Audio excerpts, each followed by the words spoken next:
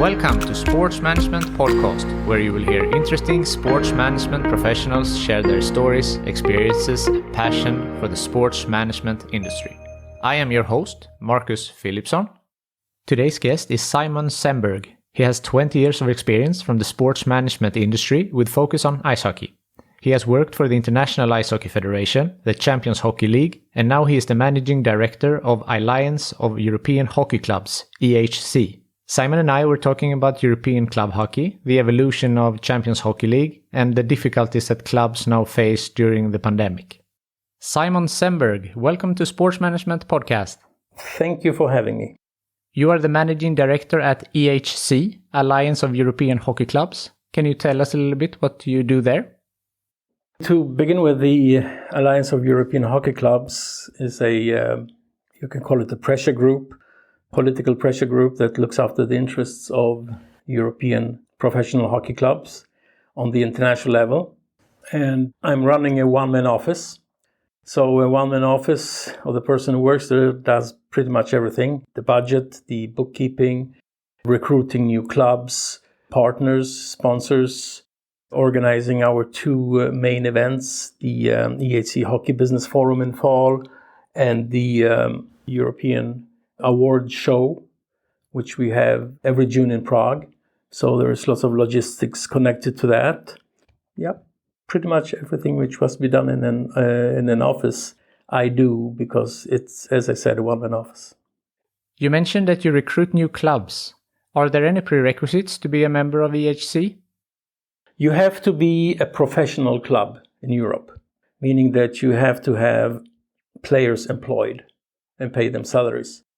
And we haven't set any level, because you can be a professional clubs on different levels. We do understand that if you are let's say, a bottom dweller in a second league, you probably don't have this international vision and interest to be part of such an alliance. But I'm very happy to say that we have member clubs in several second divisions in Europe. So, for example, in Switzerland, we had in Germany, also in Sweden, although those clubs eventually were promoted to the top league. But the latest member we have is IIHF from Switzerland that play in their second league. So I usually say we are for the elite, but we are not elitist. So you need to be a professional club in Europe with employed players. I see. And are all these teams invited to the forum that you have annually? Yes, all the clubs are invited to the EHC Hockey Business Forum and, of course, to the award show in June, which is also connected to our annual general meeting, which is our highest legislative body, where the members elect the board and have views on what we do, and there are votings and so on. Yeah, so all the clubs are invited to those two events, which are, by the way, excellent for networking and transfer of knowledge and things like that. I see. So what awards are you giving out? Well, this is part of our partnership program. We came up with this idea to have awards, European awards, because there were no European awards. You always hear things about NHL awards and national awards, for example, awards within Sweden or within Czech Republic, or whatever, but not on the European level.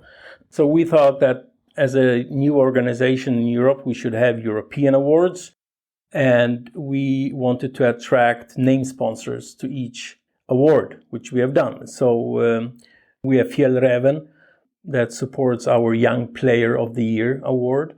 Then we have other companies that have the naming rights to the Coach of the Year, Club of the Year, and also the Career Excellence Award, usually given to players that are over 30 that have had a great career. And after that, we actually introduced two new awards with two new partners. We felt that we lack an award for a leader, so we have a leadership award. And also, and this was initiated by Fjällräven, they said, we are doing all those awards for top players and top clubs. We want to have an award to a small youth club that works very responsibly with sustainable training methods, equality between boys and girls. So this actually became our 6th award, the Youth Retention Award. Okay. So we have turned awards into a business. I see. People always like awards. People like awards. It's a good business. Yeah. So you said before that you're working with professional hockey clubs. Is EHC also working with less developed ice hockey nations? Well, we do. If you mean that countries like Sweden, Finland, Czech Republic are the most well-developed, which I think most people would agree. Yes, we have member clubs from Hungary, from Romania, from Poland, from France. So definitely. And this is something which I realized is very, I would say, underestimated or unknown, that there are competitive professional leagues in those countries. Is there a development program or something similar in place for these less developed hockey countries? No, not yet, because this is not our core business. This is not what we do. Eventually, we may do that when we, let's say, grow and become bigger. But right now, we are playing the role of a pressure group where economy and money is the most important thing. Our goal is to make the European clubs have a more sustainable economy and provide to them a bigger share of the international pie. The money that comes from the World Championships, the World Juniors, Olympics, and so on. This is right now the most important thing, or rather our priority. Looking ahead, where do you see European hockey in, let's say, 5 or 10 years? You mean club hockey? Yeah. Well, the most important thing when it comes to the game, to playing, as opposed to, doing politics and talking about money and fair share of the pie and so on, is, of course, pan-European competition. And there the Champions Hockey League plays a major role, because this is the top tournament where clubs from different countries have the opportunities to meet. One thing which is very sad, and I cannot find a better word than sad, because it is sad, that the Russians, the KHL, doesn't take part. So answering your question, 5 years from now, I really hope that we will have a real pan-European club competition, that the Russian clubs will take part in the Champions Hockey League. Because if you compare with football, it's totally unthinkable that, for example, Spanish clubs or English clubs would say, we are not taking part in the UEFA Champions League, we don't care. It's unthinkable, but unfortunately in hockey that's the case. And why this is the case, this is a very long story, so we would need a workshop for 2 days to explain this. But yeah, I'm hoping for a Champions Hockey League where all countries take part. Talking about Champions Hockey League, you had a very significant role in that becoming a reality.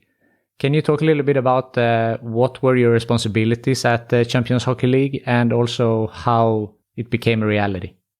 Well, that's quite a long story. I hope that I can summarize it as well as I can. Well, I worked for the International Ice Hockey Federation. I started there in 2001 in communication. But I got more and more involved with the club hockey because that was really my passion. I always compared with football and also handball and basketball, and I was always asking myself, why doesn't ice hockey have a sustainable European club competition? It's always very spotty. In the beginning there was this European Cup, and that was turned into the European Hockey League in the early 2000s, and that died after 4 years, and there was nothing. Then the IIHF created a long weekend tournament in St. Petersburg called the European Champions Cup. It was very good. It was with the champion clubs of the top 6 leagues in Europe, but it was only a long weekend tournament. So it wasn't like an ongoing cup or league tournament. And then we had the first installment of the Champions Hockey League 2008-2009, a phenomenal tournament, but it lasted only 1 year because the main sponsors, the Russian Gazprom and the KHL, pulled out. They saw it as a competition. And then we had the current Champions Hockey League. But going back to this, after the failure of the first Champions Hockey League in 2009, plans started slowly to develop. How can we reintroduce a new pan-European club competition? And it really started with all the stakeholders meeting in Barcelona in the summer of 2012. I remember it clearly. It was during the football Euro. In the evenings, we were sitting watching football games, and during the day, we were discussing club hockey. Anyway, this meeting started a process where we were divided into different committees during 2013, trying to organize and start a new club competition. And we eventually did that in 2014. And it was a deal between me and the General Secretary of the IIHF that in 2014 I would end my employment at the IIHF and start with the new Champions Hockey League, which was part of the IIHF's organization. So yes, I changed jobs, but I stayed in the same building and I had the same water cooler. We were only 4 people on the staff of the Champions Hockey League starting in 2014, and I was the chief operational officer, and I was in charge of communications as well.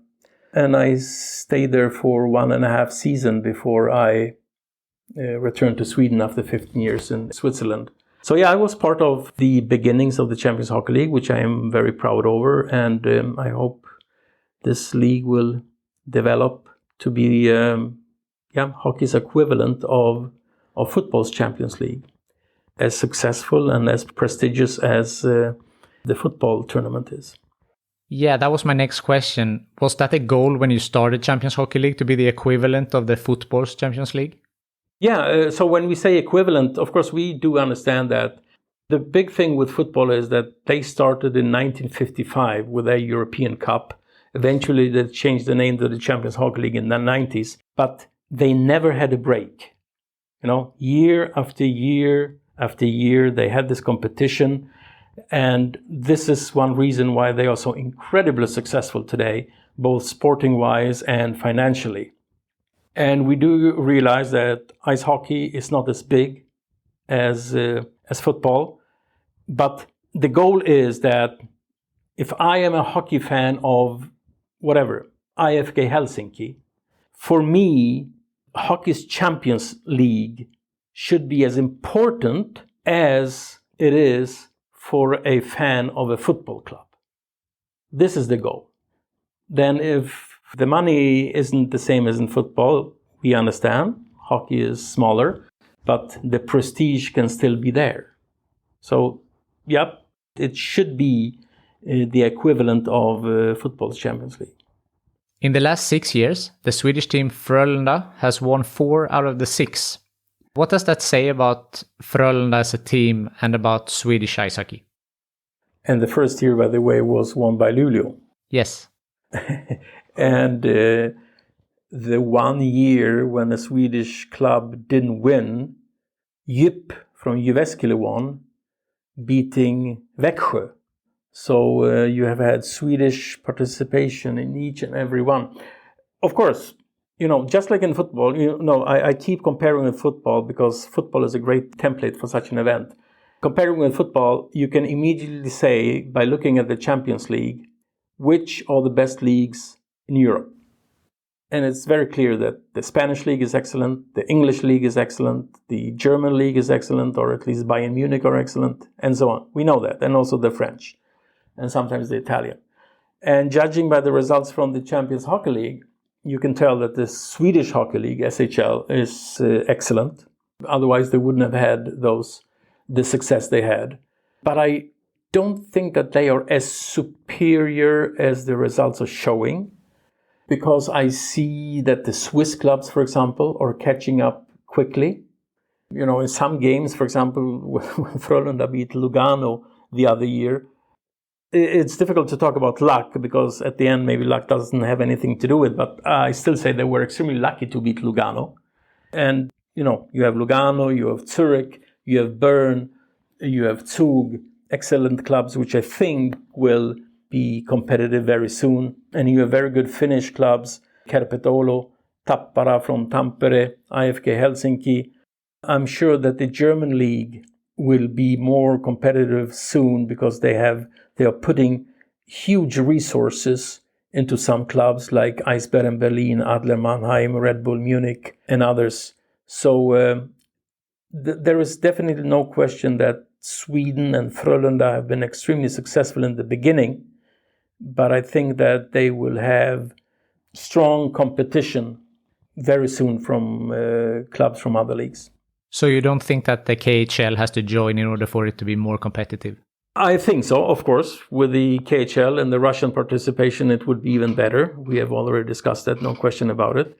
But, just let me go back to the first edition of the Champions Hockey League, which happened 2008, 2009, which was totally differently branded and had a different organization, but it was still a Champions Hockey League. The winner was Zurich Lions. And in the final, they defeated the best Russian team, Metalurg Magnitogorsk, 5-0, already in 2009. I don't know what happened after that. The Swiss clubs couldn't really keep up the momentum they had, but I think that they will be competitive very, very soon.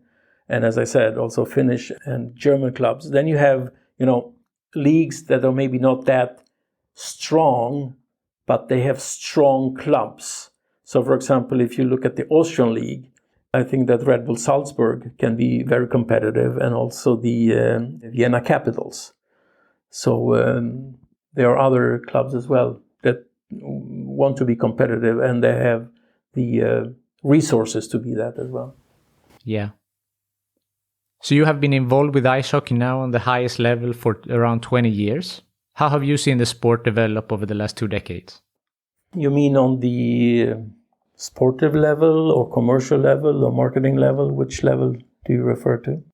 On a sporting level, but if you have information about the marketing or the other aspects, that's always interesting as well. Yeah. Well, if we start with sports, I think that club hockey is always a reflection of league and national team hockey. So if you look at the IIHF World Ranking for national teams, you have the same nationality that is on top of the Champions Hockey League. So you have Sweden, Finland, Switzerland, Czech Republic, and so on. And the same case is there. So there are no surprises really. But you asked me about development. There is a different dynamic in club hockey, because in club hockey, you can, in theory, have an Austrian team with 10 Russians and 10 Canadians and 1 Austrian guy. So club hockey doesn't necessarily have to be a reflection of the quality of the hockey which is played in the country because of this foreign quota thing. But I think that hockey has developed into the direction where you have more competitive clubs in what the general public generally considers as lesser hockey countries. So I think Austria is a very good example. France with Grenoble, Italy with Bolzano, and so on. So from that standpoint, you have a positive development. I would wish that those clubs from those countries more relied on homegrown players than imports primarily from North America. But hopefully this is a process as well, where they eventually will have more homegrown players. When it comes to other development, we have a very positive development when it comes to arenas. And, this is the biggest difference between European hockey and North American hockey, especially NHL hockey. They have phenomenal arenas in the NHL. And in those arenas, they can produce revenue and make this club both financially and sportively successful. And we see this development in so many places in Europe. Zurich are right now building a wonderful new arena. The 2 clubs in Tampere in Finland, Ilves and Tappara, are building a new arena. And there are many clubs that are maybe not building a new arena, but they are totally renovating the arena. So I think this development, when it comes to arenas, is very, very important for European hockey, because new arena, of course, you can take in more fans, bring in more revenue, and also all those things that have to do with sponsorships and hospitality, which is very important. So this is the second thing which I would like to stress when it comes to positive development in Europe. Going back to 2006, You made a study on Europeans going to North America to play hockey. Can you tell us a little bit about that study and what was the result? Well, first a short background. I'm old enough to remember when the first players in the early 70s went from Europe to the NHL. And the big trailblazer was Börje Salming from Sweden.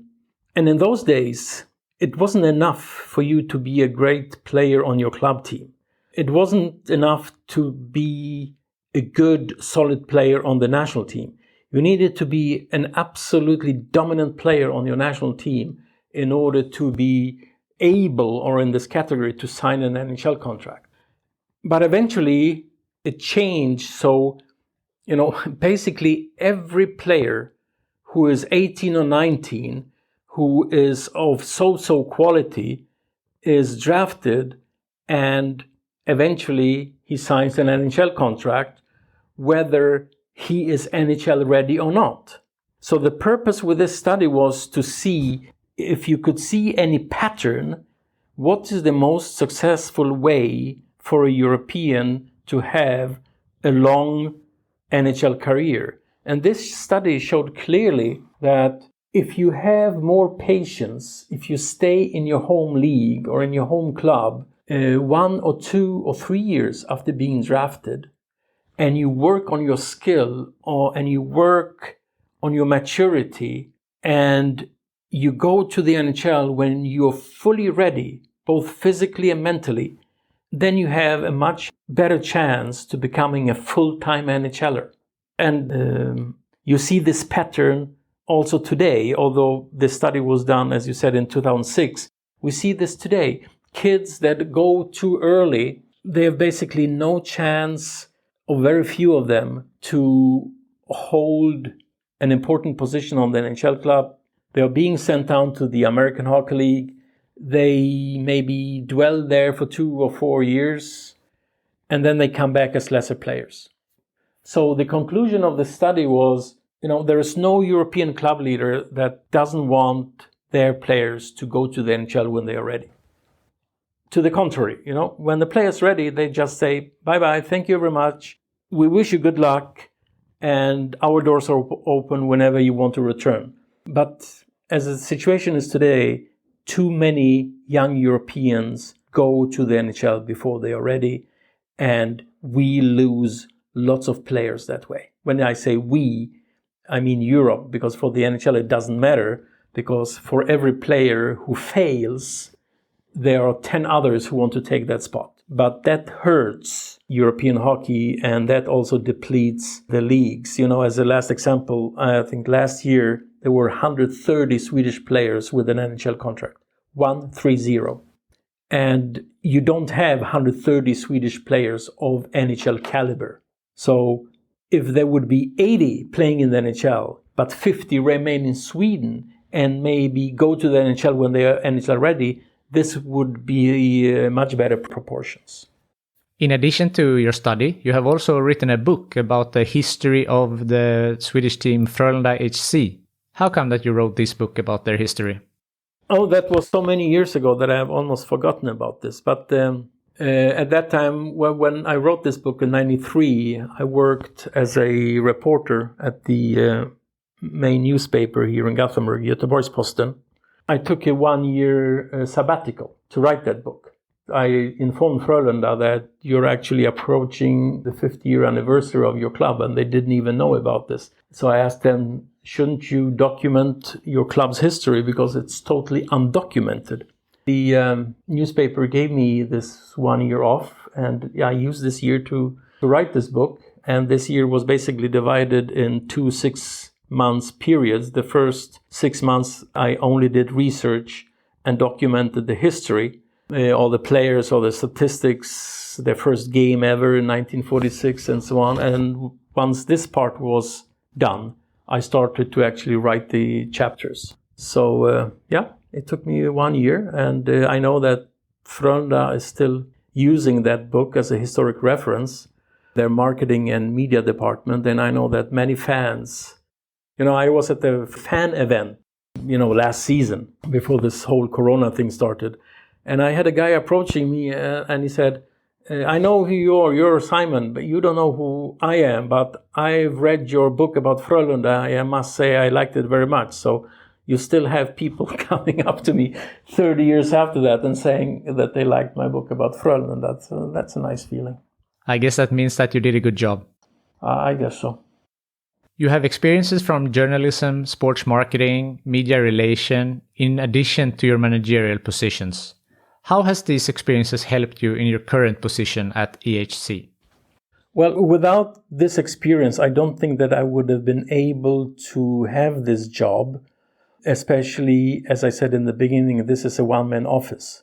So all those things that you mentioned, marketing, media relations, writing, running an office, contacting the clubs, recruiting sponsors, all the jobs that I've had until now have really been essential in me being hopefully successful at what I'm doing as the managing director for the EHC. Extremely important.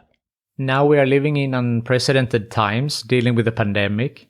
How has this affected your job? And in particular, how has it affected the sport clubs? Well, let's divide those things. My job. The biggest difference, and I think that this will actually stay, is that you don't have so many meetings, or physical meetings.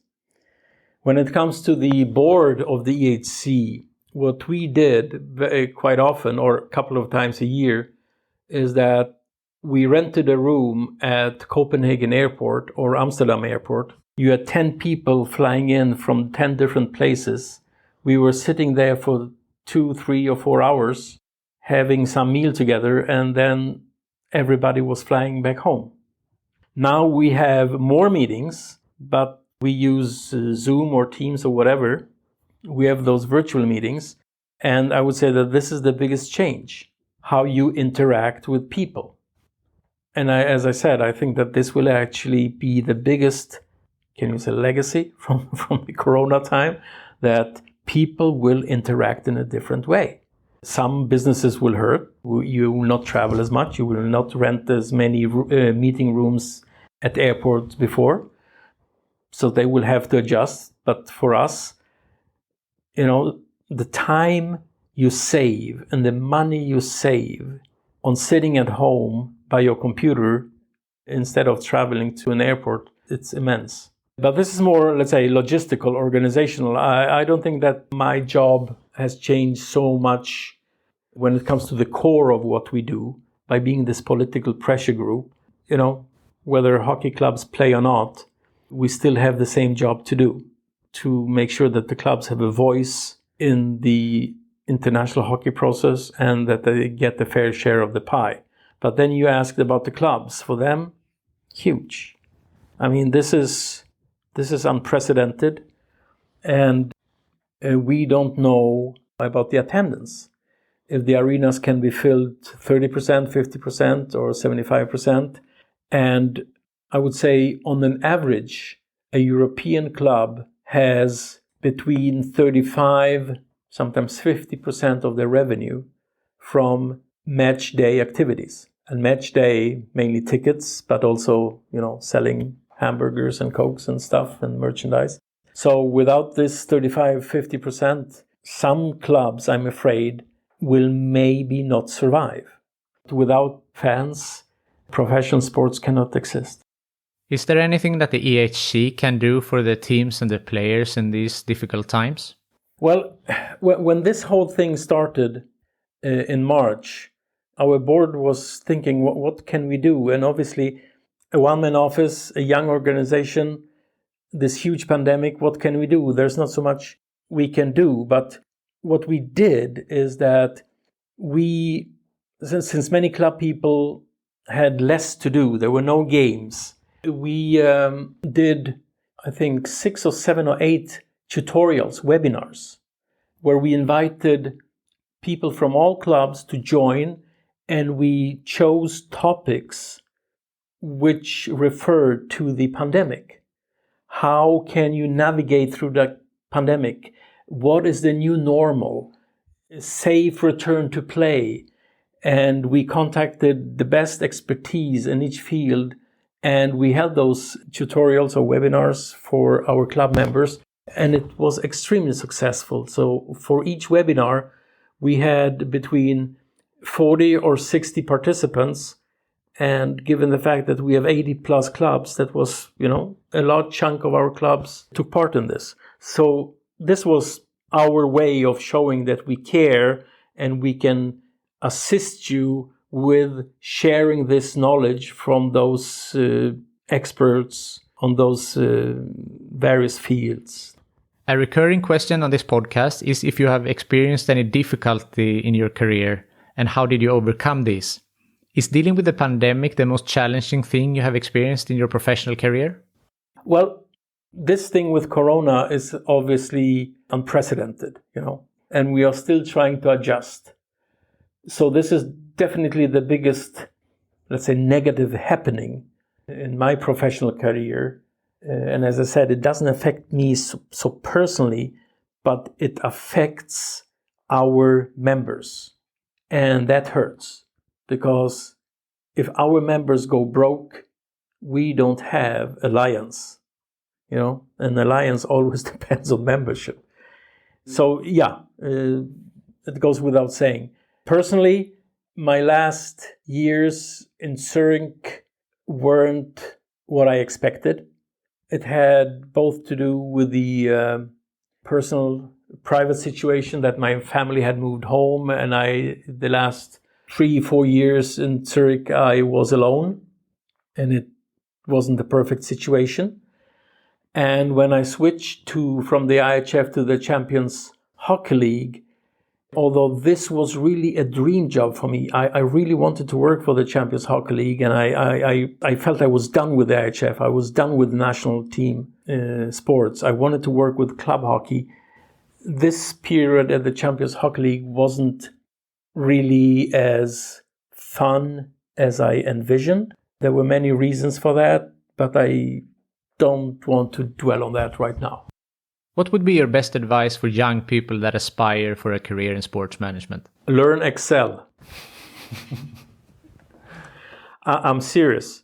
To be very efficient in Excel is really a huge thing. I underestimated it from the beginning. I should have gone to courses before. Now I had time to be self-educated. But if you're not good with Excel, you cannot make a career. Of course, if you know Excel, it's not enough because you need to know what to do with numbers and how to get those numbers and basic knowledge in economy. But how should I answer your question? I think that you need to be specialized in something.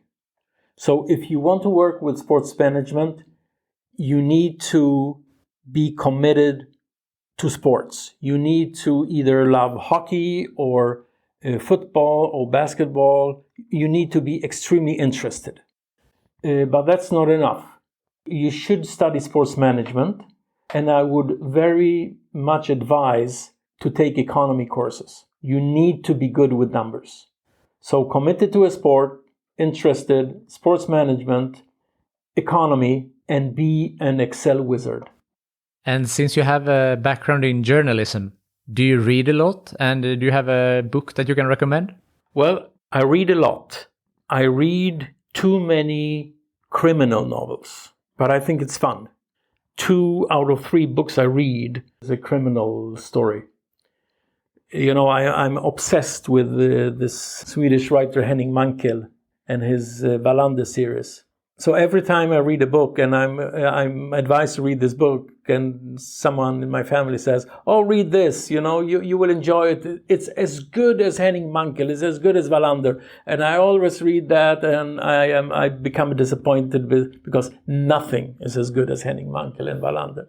I also read history books, and right now I am in a phase where I read everything about modern Russia and Putin. I'm obsessed with Russia and Putin. So I think I've read 6 or 7 books just about post-communism Russia and the president.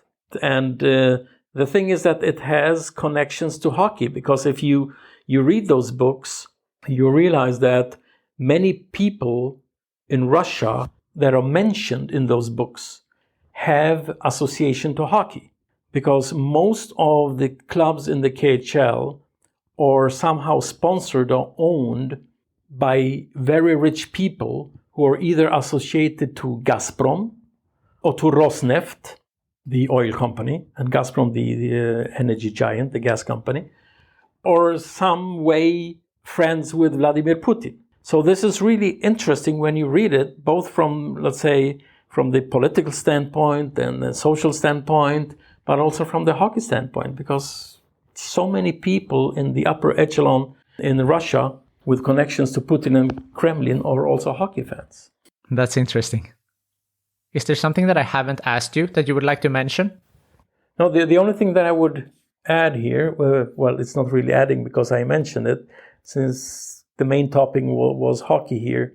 I really hope that the Continental Hockey League and the people behind it will realize that they are not doing anyone anything good by staying away from the European community. With the KHL, European hockey would be so much stronger together, and European hockey would be better and richer if Russia would cooperate. Unfortunately, what they do is a reflection of politics, that they really don't want to have anything to do with the Western world. But this will eventually change, but the question is when this will change. And the last question, if you could choose the next guest on this podcast, who would you recommend? There is a very, very good person working at the basketball's EuroLeague who is really in charge of EuroLeague basketball. His name is Ed Scott. I think that by interviewing Ed Scott, who works in Barcelona, because the EuroLeague basketball office is in Barcelona, you would have a very good interview and you would learn a lot, because he knows a lot about modern sports governance, and he's probably running the most successful club league in Europe, which is totally run by clubs, which is a unique thing, historically speaking, because all leagues, all European cups and so on have always been linked to the national federations, like UEFA Champions League. But EuroLeague basketball has nothing to do with FIBA. It's run by clubs. And this is very interesting. So hockey's Champions League is a little bit of a mixture. Yes, the IIHF is a part owner, but it's mainly run by clubs and leagues. But EuroLeague basketball is entirely run by clubs, and this is interesting. So Ed Scott. Ed Scott. That sounds very interesting. Thank you very much for taking your time to be on the Sports Management Podcast. Thank you. Nice to be on. Thank you for listening to Sports Management Podcast. Do you have thoughts or ideas about this podcast, or do you know someone that I should interview next? Please reach out to me on sportsmpodcast@gmail.com or visit my website sportsmanagementpodcast.com. If you prefer social media, you can find me on Facebook, Twitter and Instagram @sportsmpodcast.